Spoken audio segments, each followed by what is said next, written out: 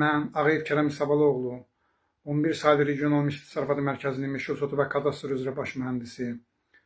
Üzümü tuturam buradan Azərbaycan Respublikasının Prezidenti cənab İlham Əliyevə, Azərbaycan Respublikasının 1-ci vitse-prezidenti xanım Mehriban Əliyevaya, Azərbaycan Respublikasının Baş prokuroru cənab Kamran Əliyevə, Azərbaycan Respublikasının Daxili İşlər Naziri cənab Vilayət Eyvazova xahiş edirəm, müraciət edərək kömək istəyirəm və bildirirəm ki, bugünkü gün dövlət meşələrində vəziyyət çox acınacaqlıdır. Bugünkü gün meşələrimiz soyqırıma məruz qalır.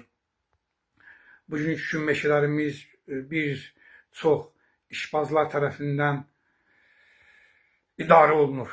Üzümü tuturam buradan Ekologiya Təbii Sərvətlər Naziri müavini Vüqar Kərimova, Meşələrin İnkişafı Xidmətinin rəisi Ramik Əşrəfova və müraciətlə bildirirəm ki, sizin kadrlarınızın səriştəsiz, savadsız, yazıb oxuya bilmən kadrlarınız regionlarda elə bir soyqırım törədirlər ki, bugünkü gün meşələrimiz ağaclıq məzarlığına çevrilib.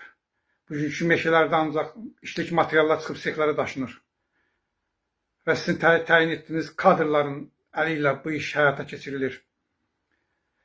Bugünkü gün meşələrdə zərgir bitkilər kəsilərək, adları qırmızı kitaba düşmüş, qırılaraq satılır.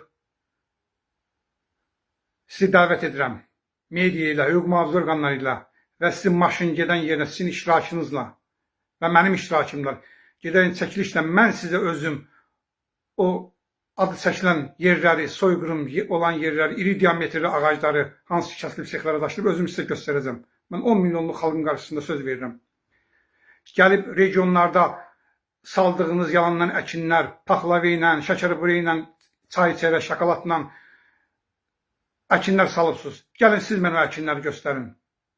Gəlin son 3-4 il ərzində örtülü meşə sahəsində keçən əkinləri siz mənə göstərin. Siz niyə dövlət başçısın?